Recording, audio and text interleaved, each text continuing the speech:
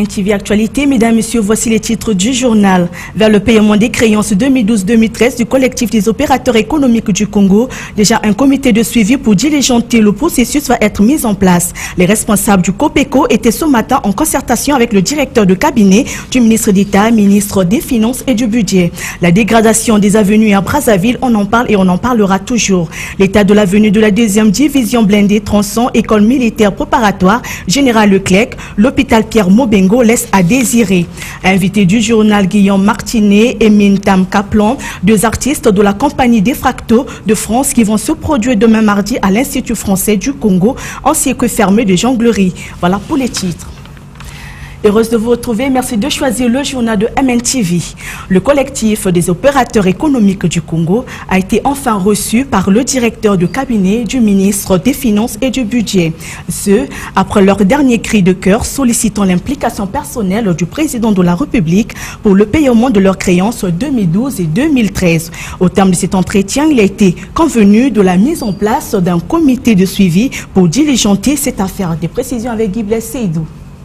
Cette rencontre tripartite entre le ministère des Finances et du Budget, le collectif des opérateurs économiques du Congo et la police s'inscrit dans le droit fil de trouver des solutions idoines pour le paiement des créances 2012 et 2013 du COPECO, qui depuis un certain temps fait l'objet des revendications par ce collectif via les médias. Au sortir de cette réunion, les trois parties se sont convenues de la mise en place d'un comité de suivi devant diligenter cette affaire. Paul Nestor Mwandi Binzinga, président du COPECO, au terme de cette rencontre. Nous avions fait une déclaration, nous avons menacé d'aller au sitting. Bon, la police, dans son rôle de sécurité, nous avons eu donc un entretien avec le général Jean-François Ndengue qui a pris le problème à bras. La conclusion, c'est que pour les dossiers morcelés, il s'est avéré que le cabinet a pris l'engagement de présenter ce problème-là lui-même au niveau du président de la République parce qu'il va falloir trouver une solution politique à ce problème. Parce que pour le cabinet, c'est que les opérateurs économiques avaient commis des infractions et qu'aujourd'hui, le cabinet seul ne peut pas régler cette situation. Donc il n'y a que le président de la République de trouver la solution sociale et politique au problème de 9-9. Pour les dossiers normaux, il va être mis en place une commission, un comité de suivi qui va travailler pour examiner tous les dossiers des opérateurs économiques qui sont en souffrance au Trésor. Et cette commission prendront part la police, COPECO et le ministère des Finances. Rappelons que ces créances se chiffrent à près de 10 milliards de francs CFA. La direction générale de la police, qui a servi de facilitateur pour cette rencontre, a été représentée par Jean-Ève Alakwa, qui se réjouit ici de la procédure arrêtée entre le ministère et le COPECO. On l'écoute. De troubler l'ordre public, menacer d'aller sur la voie publique au motif de ce qu'ils avaient des revendications au niveau du ministère des Finances, qui n'étaient pas satisfaits. Nous avons donc fait les facilitateurs, nous avons créé les conditions pour que cette rencontre ait lieu. La rencontre a eu lieu avec le cabinet du ministre des Finances. En regard des désiderata qui sont les leurs, nous sommes aboutis à la mise en place d'une commission tripartite qui sera faite de cabinet du ministre, de COPECO et la police pour le suivi des dossiers afin que les opérateurs trouvent solution définitive à leurs problèmes. Autre volet de l'actualité, l'association Horizon Fast, en partenariat avec la Chambre de commerce de Brazzaville, organise depuis ce matin un séminaire atelier sur l'éducation managériale à l'attention des jeunes. Objectif, leur offrir des opportunités d'éducation dans le domaine des NTIC. La cérémonie d'ouverture a été placée sous l'autorité de Joseph Onyanga, directeur de formation chargé de la perfection à la Chambre de commerce de Brazzaville. Miguel Wangoula pour le reportage. Organisé sous le thème « Éducation dans le domaine de l'intelligence financière », ce séminaire vise à donner aux jeunes les outils nécessaires pour accroître leurs capacités managériales. Créée en 2011, Horizon Fast est une association qui œuvre entre autres dans le social. Elle a pour mission de développer le leadership dans les domaines de développement communautaire à travers la protection de l'environnement. Il s'agit donc de favoriser une prise de conscience générale qui gagne chaque individu, allant des leaders jusqu'aux enfants. Car le chômage sera maîtrisé quand chaque individu comprendra comment gérer sa destinée, comment relever le niveau de ses revenus ou débuter une affaire. Ouvrant les travaux, Joseph Onganien, directeur de formation chargé à la perfection à la Chambre de commerce de Brazzaville, a signifié que ce séminaire répond bel et bien aux attributions de la Chambre de commerce qui sont, entre autres, l'élaboration et la mise en œuvre d'une politique cohérente de formation et de perfection culturelle. Dans ses missions, la Chambre de commerce, l'industrie, l'agriculture et les métiers de Brazzaville a pour attribution, entre autres, bien sûr, de participer à l'élaboration et à la mise en œuvre d'une politique cohérente de formation et de perfectionnement professionnel.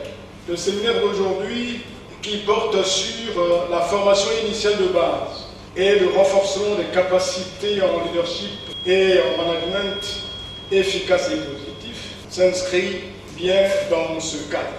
Ce séminaire, qui a réuni plus d'une cinquantaine de jeunes venus des 9 arrondissements de Brazzaville, prendra fin le 26 septembre prochain.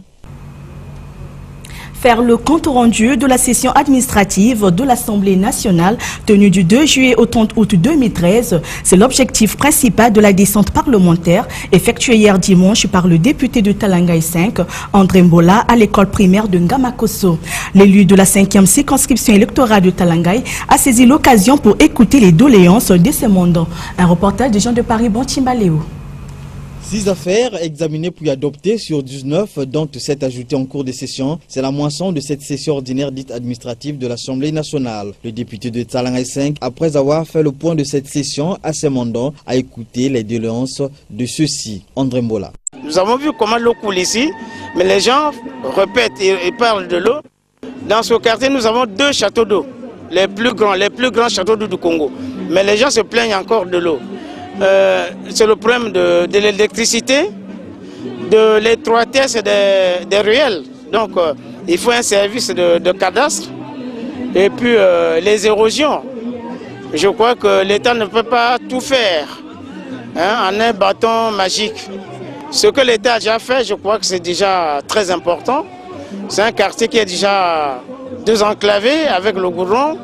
Nous avons de l'électricité. L'élu de Talangay 5, accompagné de ses collègues députés du Talangay 4, Oando 2, Ngoko, Ilmbamou et Sonké, n'était pas allé main vide. Dans sa gibecière, plus de 3000 cahiers qu'il a offerts au chef du quartier 68. Celui-ci, à son tour, les a remis au directeur de l'école primaire de Ngamakoso afin de les distribuer aux élèves de différentes écoles primaires de cette circonscription électorale. Cette descente à la base a permis à André Mbola de demander aux populations du quartier 68 de prendre massivement part au recensement administratif spécial. Comme annoncé dans les titres, l'avenue de la 2e division blindée dans son axe allant de l'école militaire préparatoire générale Leclerc à l'hôpital militaire des armées Pierre Mobengo présente un état de dégradation avancé. Ce matin, la rédaction de MNTV est descendue sur place. Question de toucher du doigt la réalité. C'est un constat signé Charles Mongo. Cette avenue dénommée 2e division blindée, allant du camp 15 août à l'école préparatoire générale Leclerc, en passant par l'hôpital central des armées Pierre Mobengo, présente un état de dégradation avancé. Joinchée de nuits de poules ici et là, cette route dont le macadam devient quasiment invisible empêche la fluidité de la circulation, notamment des minibus et des taxis qui décongestionnent cette partie de la ville, surtout aux patients qui s'y rendent à l'hôpital central des armées. Abandonnée par les autorités publiques, cette voie ne devient que l'ombre d'elle-même et du coup crée une désharmonie avec les nouveaux bâtiments des logements sociaux qui flambant neufs sont alignés aux abords de cette avenue, signalant que la construction des logements sociaux devrait ipso facto susciter d'autant plus la réhabilitation de cette avenue, d'où l'intérêt de celle-ci est d'autant plus capital. Ainsi, cela devrait aussi interpeller la conscience des autorités publiques à intervenir avant la saison des pluies.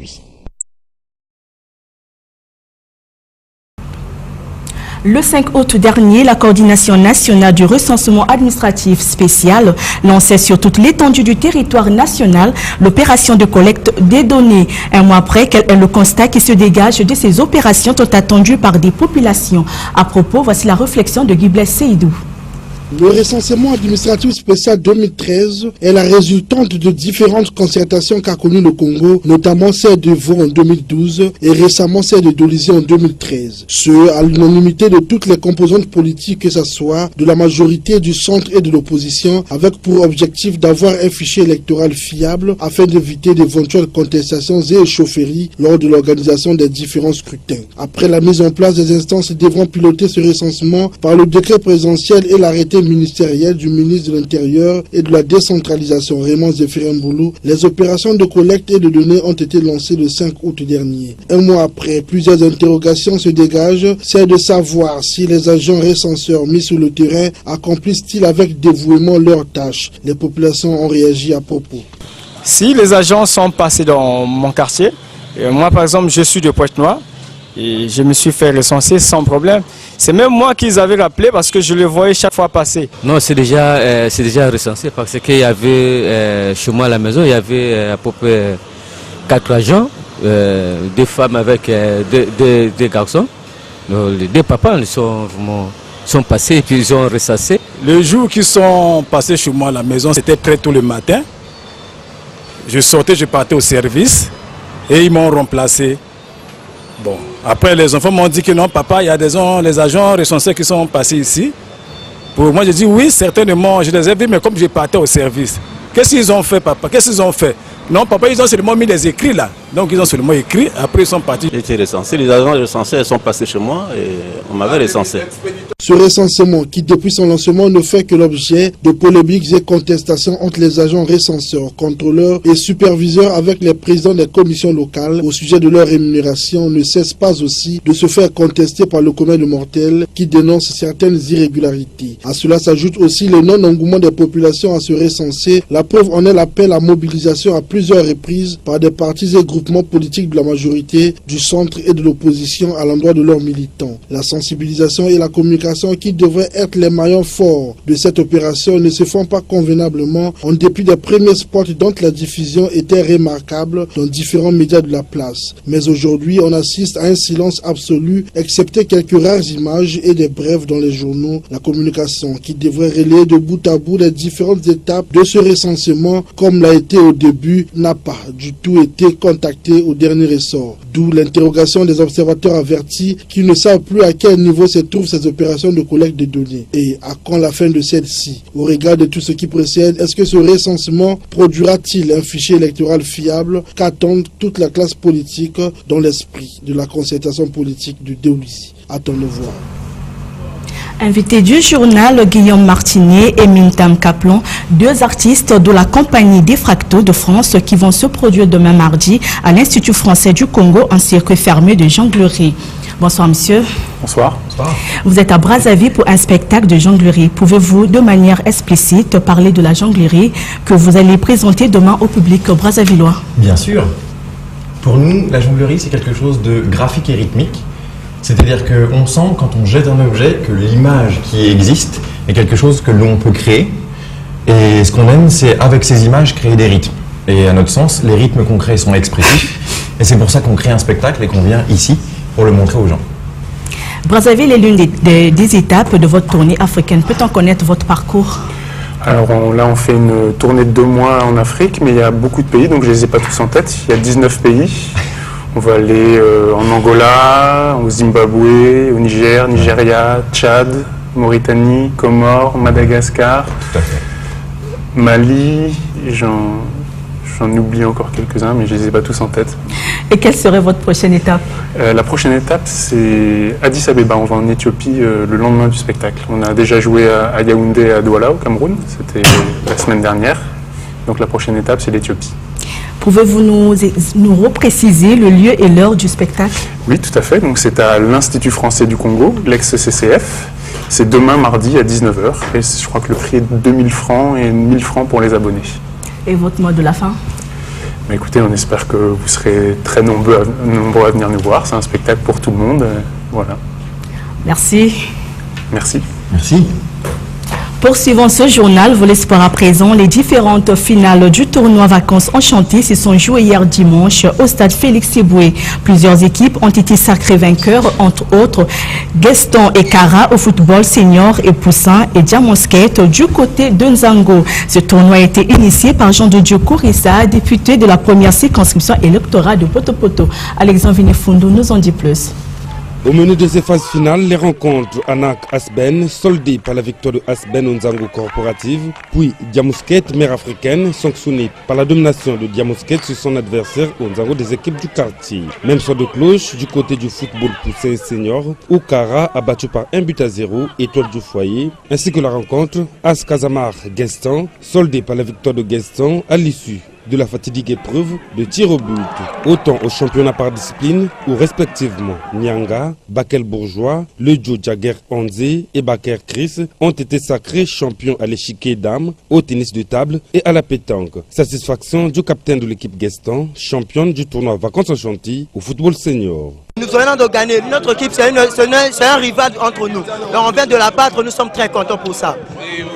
C'est notre organisation. On est habitué à jouer au match. Donc à chaque édition, nous allons battre.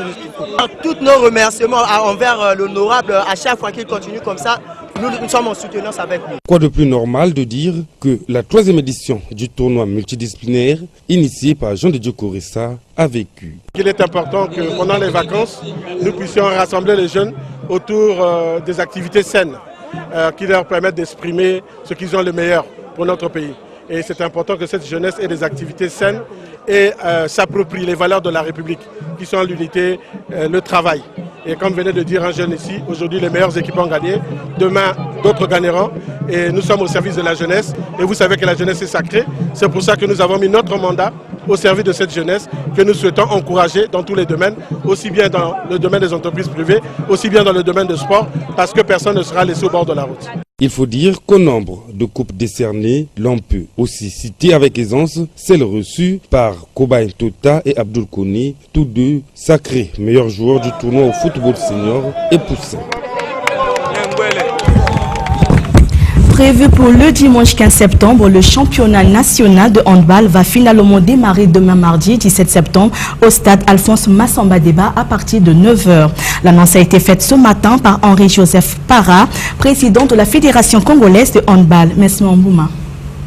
Tout est déjà fait prêt pour le démarrage de ce championnat national de handball édition 2013. 15 équipes au total en 2 versions prendront part à cette grande fête sportive nationale très attendue qui déterminera 2 équipes championnes qui vont représenter le Congo à la Coupe d'Afrique des clubs champions qui se jouera du 2 au 12 octobre prochain à Marrakech au Maroc.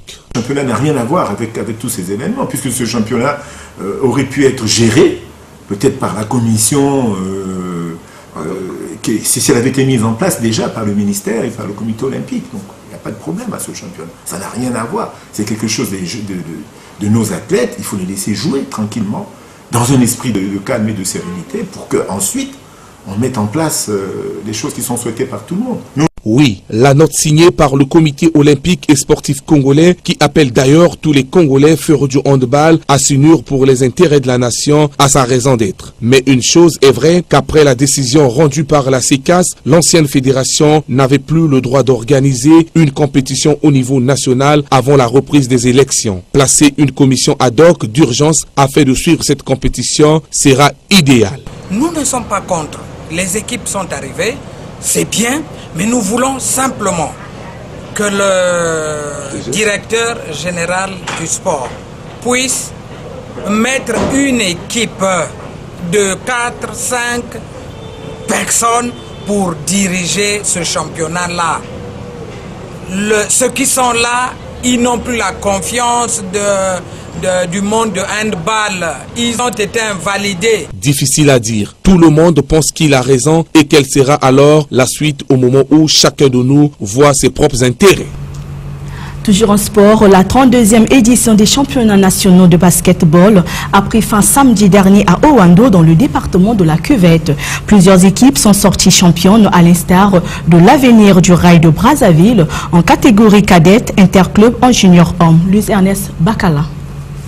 6 jours durant, les jeunes amoureux de la balle au panier venus des 5 départements, à savoir le Kwilu, le Niari, la Bouenza, Brazzaville et la Cuvette, se sont rivalisés d'ardeur pour prétendre avoir une place au soleil. Près de 35 matchs se sont disputés et ont donné les classements suivants. En cadet, c'est Avenue du Rail de Brazzaville qui est sortie championne, suivie de l'Étoile du Congo, As Cheminot d'Nkayi en 3e position et Owando dernier de la catégorie. En junior homme, Interclub de Brazzaville a décroché la palme d'or, suivi du Club athlétique Renaissance Aiglan Kara, 3e Étoile du Congo et 4e Sonoc de l'UTT. En senior dame, Interclub de Brazzaville est sacrée championne, suivi de leur homologue de Nkayi. Ici, 2 équipes seulement se sont présentées car même Diable Noir, championne de l'année dernière, n'a pas fait le déplacement d'Owando pour cause non connue. En senior homme, Interclub est premier. Représentera le Congo au championnat d'Afrique des clubs. Ange Noir Basketball de Brazzaville, quant à elle, représentera le Congo à la Coupe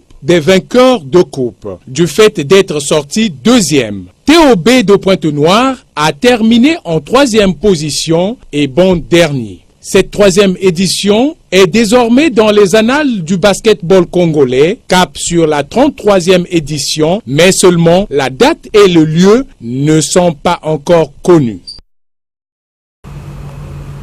100% sport, nous recevons sur ce plateau Luis Ernest Bakala. Bonsoir Bakala. Bonsoir ma très charmante chère Olga Chitembe. Le Congo vient de remporter la 7e édition de la francophonie. Que peut-on retenir de cette victoire? Mais ce qu'il faut retenir, c'est que pas avec les expatriés, nous avons pu quand même faire quelque chose. C'est remporter cette coupe. Et j'aimerais dire que l'État congolais doit maintenant faire des efforts de mettre nos cadres à la place qu'il faut, parce que c'est pas avec les expatriés que nous gagnons, c'est avec nos propres cadres, et il faut qu'on les fasse confiance, parce que ceux qui viennent, c'est pour faire le mercenariat, et nous voulons plus des mercenaires chez nous. Nous voulons que les Congolais puissent se donner corps et âme pour que le sport congolais puisse aller en avant. C'est ce que je peux dire et retenir de cette victoire des Diables Rouges à Nice. Parlons cette fois-ci de la Ligue africaine des champions avec la victoire des Léopards devant les Sud-Africains de Orlando Pirates. Que peut-on espérer pour la qualification? Peut-on espérer pour la qualification des Congolais pour les demi-finales? Bien sûr que oui, parce que AC Léopards nous a toujours habitués à la victoire. Et cette fois-ci, je pense qu'ils ne sont pas allés pour vendre la peau de l'ours avant de l'avoir tué. Et là, pensons que AC Léopards reviendra avec la victoire et nous irons en demi-finale, parce que tout est fin prêt et il faille bien qu'on aille à la demi-finale, ma très chère. Enfin, vous étiez notre envoyé spécial à Owando lors des championnats nationaux de basketball. Que peut-on retenir de ce qui a été l'organisation de cette compétition? Une organisation, il faut le dire, très bien organisée, c'est vrai, mais il y a eu quelques manquements. C'est pour la toute première fois, il faut le dire, ma consoeur, que c'est la toute première fois que la Fédération congolaise de basketball a organisé une compétition hors de Brazzaville ou Pointe-Noire. Et c'est Owando qui a été donc le premier. Après donc 31 fois, la 32e fois, c'était donc Owando. Mais ce qui est vrai, c'est que nous avons vécu quand même un championnat national très bien organisé. Il y a eu plusieurs départements qui se sont déplacés donc du côté de la cuvette, à savoir nous allons citer Kwilu, Niari, Bouenza, Brazzaville et la cuvette. Il y a eu 5 départements et c'était quand même une bonne chose, mais quelque chose à relever, c'est qu'il n'y a pas eu de public. Vous voyez là, le stade était quasiment vide. Il n'y a que nous qui se sont déportés, qui avons supporté ces équipes-là, qui sont allées donc s'exprimer à Owando, ma très chère. Merci à toi, Luz. Merci bien, Olga Chitembo. Voilà, c'est la fin de cette édition. Merci à vous de l'avoir suivi. Réalisation Zedongo Lenyongo, coordination Alice Mas, supervision Emery Patrice Obargui. À demain, 19h30.